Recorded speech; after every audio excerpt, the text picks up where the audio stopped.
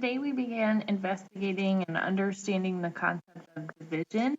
We've been focusing a lot on multi-digit multiplication within the past month or so, moving from smaller digits to larger digits, from 1 times 4 digits, 2 digits by 2 digits, and so on.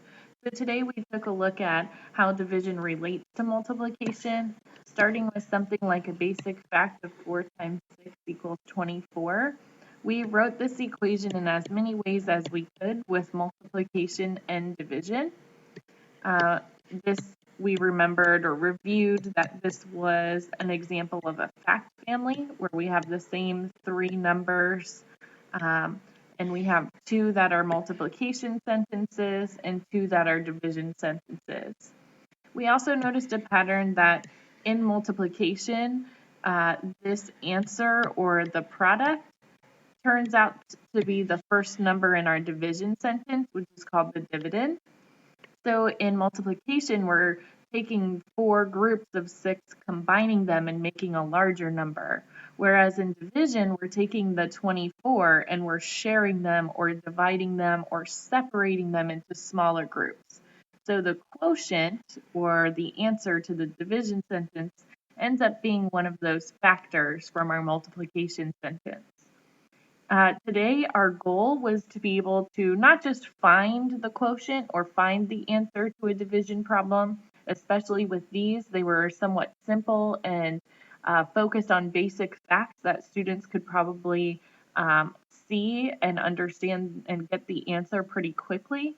But we wanted to focus on having them be able to write equations and also model the word problems that we were working on today to help them continue to deepen their understanding of the operation of division.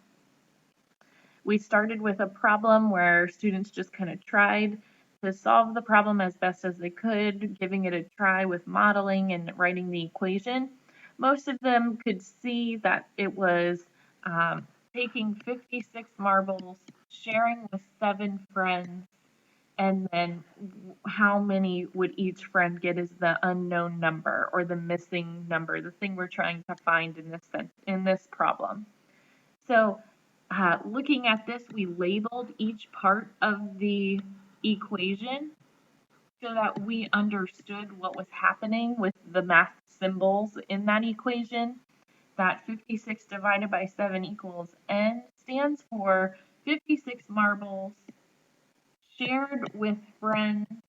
We're dividing them among friends, and n is the number we're looking for, how many marbles each friend should get. So a basic drawing, a lot of students were representing this problem with 7 groups, and those circles were representing friends. And there are 7 of them, and then taking 56 and sharing them equally among those 7 groups. Some students were counting by ones and putting 1 tally at a time. Other students saw that they could start with 5 because they knew 7 times 5 is 35, and then they could go from there. So right now there's 35 marbles, and we need to keep going until we had 8 in each. And then we also took time to label our drawing that these tally marks are representing marbles. There's 56 in all, but there's 8 in each group. So n equals 8 in this equation. And students could see that using that division sentence, 7 times what equals 56, and relate it to multiplication, and they could, if they knew their basic fact, they could easily pick out that the missing answer was 8. Again, we wanted to focus on the concept of division today and understanding word problems utilizing division, where they are separating into equal groups, whereas all the work we've been doing the past month with multiplication, we've been combining equal groups for a larger number. So looking at 2 different ways to write division sentences, We used both of them within the class. This first one is one that students are familiar with, they're comfortable with, and they've seen over and over. And they can also relate it to multiplication, working backwards from this sentence here. By changing the symbols, we can relate it to the fact family. So within the students' practice today in class, we looked at two different types of division, looking at how many are in each group and how many groups. This first one here, these two examples are fairly simple for students. They see them a lot where they know how many groups to draw and they're just filling in an amount in each group. Whereas the second type, how many groups, you're not sure how many groups to start off with. So it's approached a little bit differently. For the first one in that chart, what we did was we looked at the numbers that we understood. We had 22 rocks, and we're putting an equal number in 4 boxes. So students could draw 4 boxes, fill as many as they could. Thinking about this equation, they knew that 4 times nothing equals 22, so they were somewhat confused at first. So once they got to 4 times 5 is 20, they realized that there was 2 left over and that they couldn't actually fill 2 into those groups and all 4 of them being equal.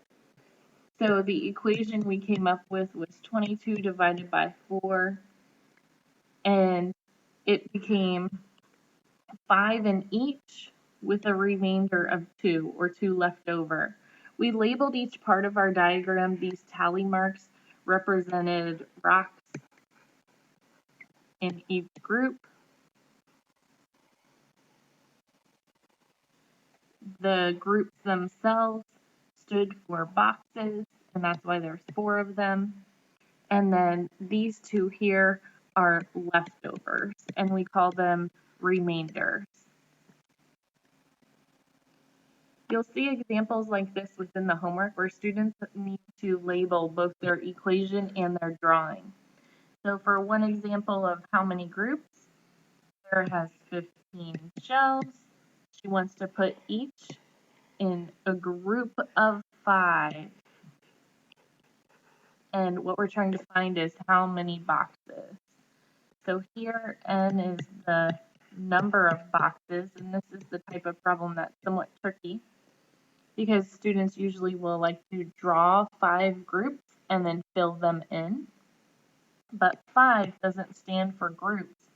It's the number in each group. It's groups of 5.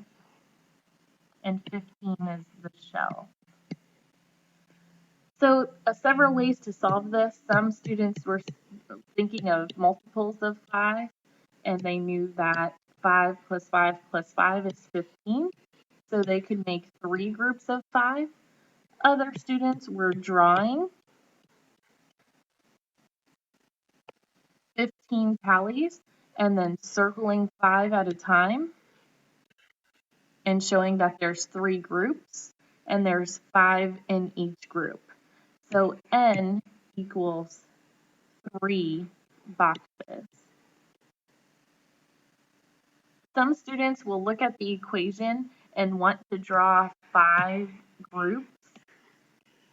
But if we look back to the problem, 5 doesn't stand for the groups. 5 stands for how many are in a group. So although we could still get the answer, and just like multiplication, we can flip around numbers.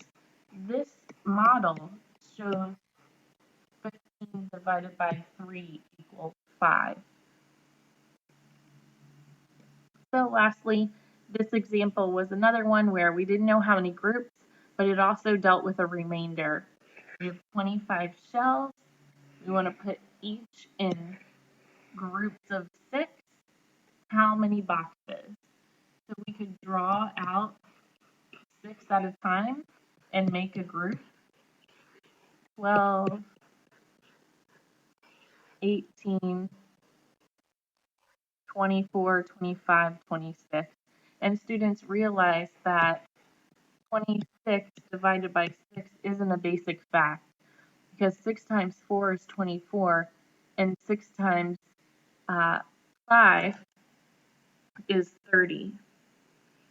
So if we look, we've made groups of 6. We made 4 of them with a remainder of 2, and each of these stand for a thing in the story. The group itself stands for a box, and we were able to make 4 of them. The tallies inside the box stand for shells, and the 2 over here are shells left over.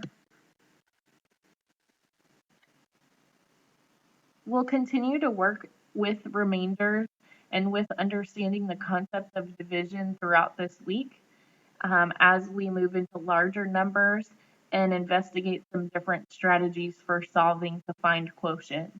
But our focus all week will be understanding what a model will look like, an equation will look like, and really understanding strategies, not jumping to long division or the way that we were taught how to divide. So your students may get confused if you're trying to teach them the way that you were taught as they're learning new strategies within the class this week.